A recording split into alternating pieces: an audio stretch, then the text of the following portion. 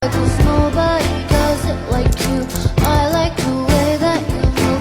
That's why I never go through with leaving you. Everybody says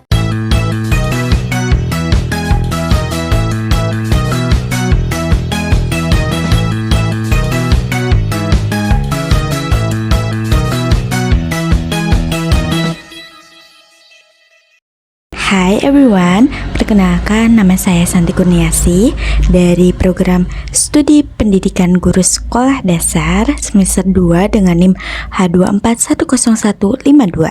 Di video kali ini saya akan menyampaikan sebuah presentasi sebagai bagian dari tugas ujian akhir semester untuk mata kuliah Psikologi Perkembangan Peserta Didik yang diampu oleh Ibu Profesor Dr. Resmita Dila ST MPD. Judul presentasi saya adalah Kualitas Pendidikan Dasar di Indonesia ditinjau dari Psikologi Perkembangan Anak. Jadi, di presentasi ini saya akan membahas bagaimana kualitas pendidikan dasar di Indonesia kalau dilihat dari sudut pandang psikologi perkembangan anak. Karena pendidikan itu bukan hanya soal kurikulum dan nilai, tapi bagaimana cara disesuaikan dengan tahap perkembangan yang sedang anak alami. Pendidikan dasar itu seharusnya jadi fondasi penting dalam perkembangan anak. Tapi nyatanya di Indonesia masih belum merata. Banyak sekolah kekurangan fasilitas, guru terbatas, dan cara ngajarnya kurang sesuai dengan tahap perkembangan anak.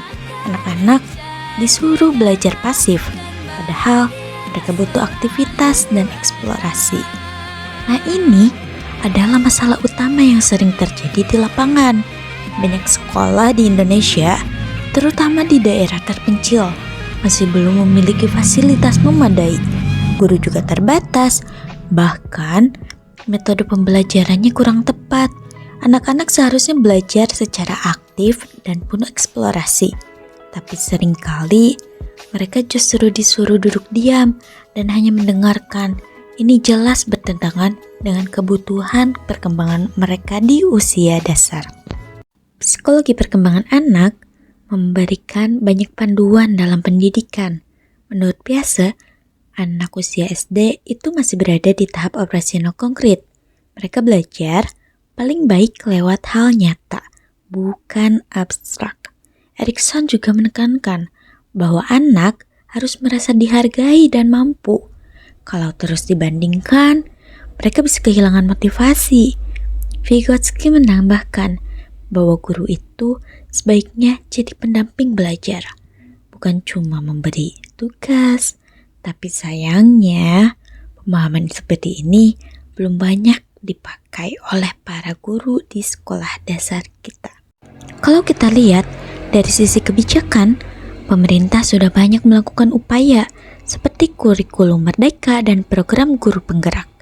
Tapi di lapangan, apalagi di daerah 3T, tertinggal, terdepan, dan terluar, masih banyak sekolah yang kesulitan. Guru belum semuanya mendapatkan pelatihan yang memadai, terutama yang menyangkut psikologi perkembangan anak. Padahal ini penting agar guru bisa mengajar sesuai kebutuhan siswa. Bahkan data dari Kemendikbud dan UNICEF menunjukkan bahwa kemampuan dasar siswa Indonesia masih tergolong rendah secara nasional. Nah, dari masalah tadi, kita bisa tarik beberapa solusi. Yang pertama, guru perlu dilatih agar memahami psikologi perkembangan anak.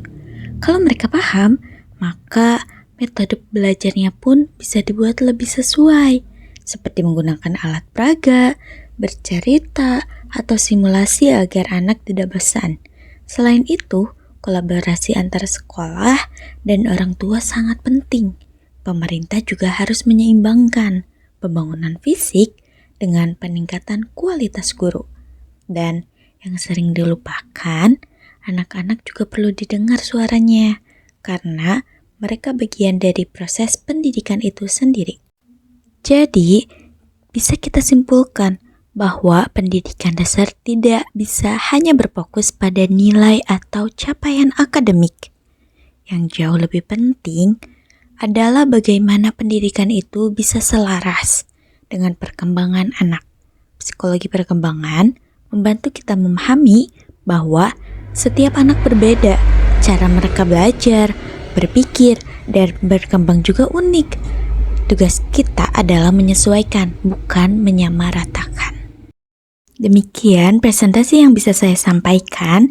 Semoga apa yang saya paparkan bisa bermanfaat dan menambah wawasan kita semua, khususnya dalam memahami pentingnya psikologi perkembangan dalam pendidikan dasar di Indonesia.